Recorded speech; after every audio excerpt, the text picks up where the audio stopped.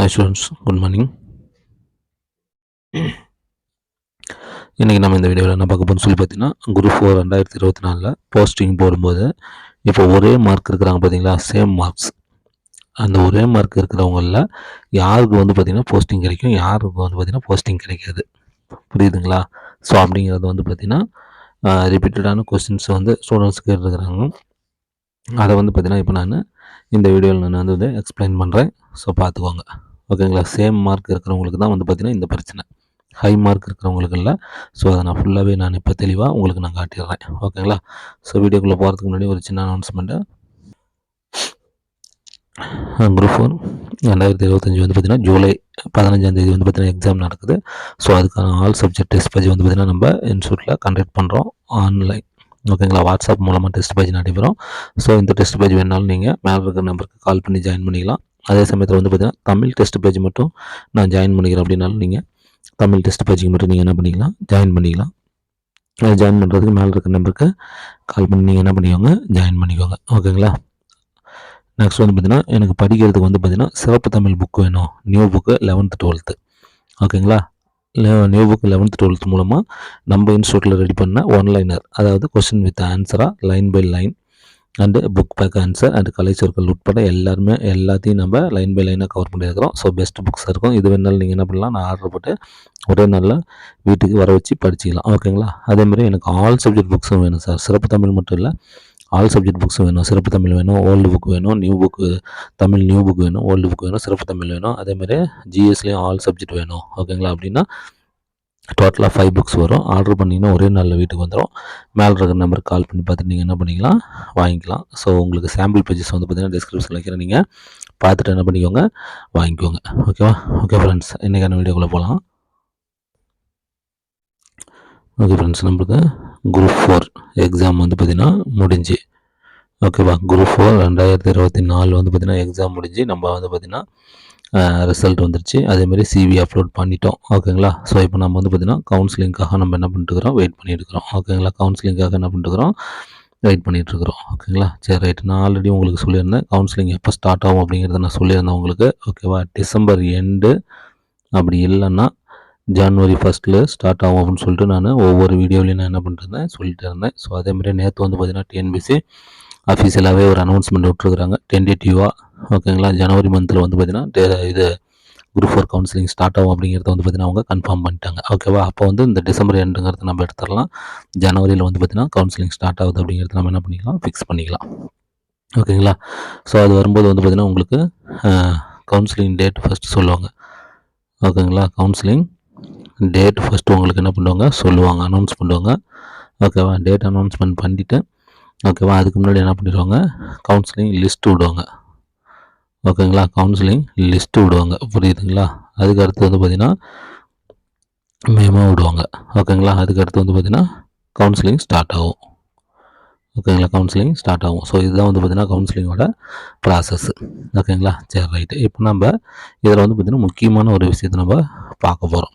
ஓகேங்களா? சரி, ரைட்டு. இப்போ நம்ம ஆல்ரெடி சொன்ன மாதிரி வந்து பார்த்திங்கன்னா இப்போ பிசி, ஓகேவா, ஏஎம்பிசி அப்படிங்கும்போது ஒரு ஜேஏ அப்படின்னா அவங்களுக்கு வந்து பார்த்திங்கன்னா ஒரு 168 மார்க்கு பார்டர் மார்க்கை நம்ம ஃபிக்ஸ் பண்ணுறோம்.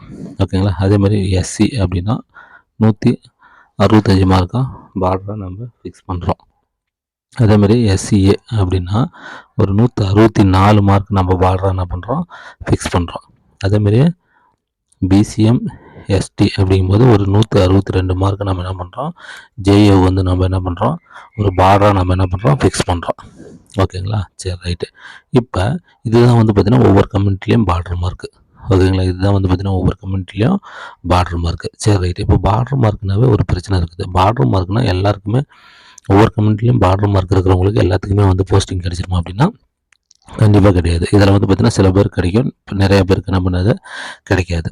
ஓகேங்களா? ஸோ அப்போ அந்த சில பேர் செலக்ட் ஆகிறாங்க இல்லைங்களா, அந்த சில பேர் வந்து எதை வச்சு செலக்ட் பண்ணுறாங்க, அந்த நிறைய பேர் தான் வந்து பார்த்திங்கன்னா எதை வச்சு ரிஜெக்ட் பண்ணுறாங்க அப்படிங்கிறது தான் நம்ம பார்க்க போகிறோம்.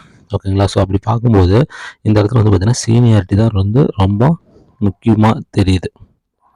ஓகேங்களா? சீனியாரிட்டி பேஸ் பண்ணி தான் என்ன பண்ண போகிறாங்க, இப்போ அவங்க வந்து பார்த்திங்கன்னா செலக்ட் பண்ணுறதோ ரிஜெக்ட் பண்ணுறதோ இந்த பார்டர் மார்க்கு. ஓகேங்களா? இப்போ ஒருத்தர் வந்து பார்த்திங்கன்னா 175 இருக்கிறாங்கன்னு வச்சுக்கோங்க. இந்த 175 வந்து பார்த்தீங்கன்னா ஒரு 50 பேர் இருக்கிறாங்க அப்படின்னா இவங்க 50 பேரும் செலக்டட் தான். ஓகேங்களா. இப்போ 170ன்னு வச்சுக்கோங்க. ஓகேவா. இதில் வந்து பார்த்தீங்கன்னா ஒரு 100 பேர் இருக்கிறாங்கன்னா இந்த 100 பேருமே செலக்டட் தான். ஓகேங்களா.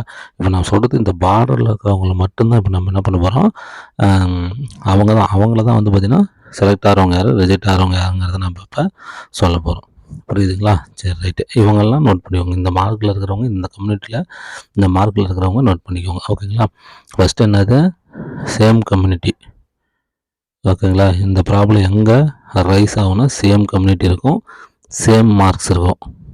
ஓகேங்களா. நீ 168னா நானும் 168, நீ பிசினா நானும் பிசி. ஓகேவா.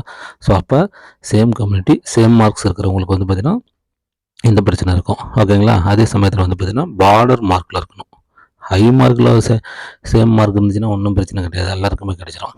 ஓகேங்களா. பார்டர் மார்க்கில் சேம் கம்யூனிட்டி சேம் மார்க் அப்படி இருக்கிறவங்களுக்கு தான் இந்த பிரச்சனை ஸ்டார்ட் ஆகுது. ஓகேங்களா. ஸோ அப்படிங்கும்போது இப்போ செலக்ட் பண்ணுறதுக்கு வந்து பார்த்திங்கன்னா ஃபஸ்ட்டு என்ன பார்ப்பாங்க.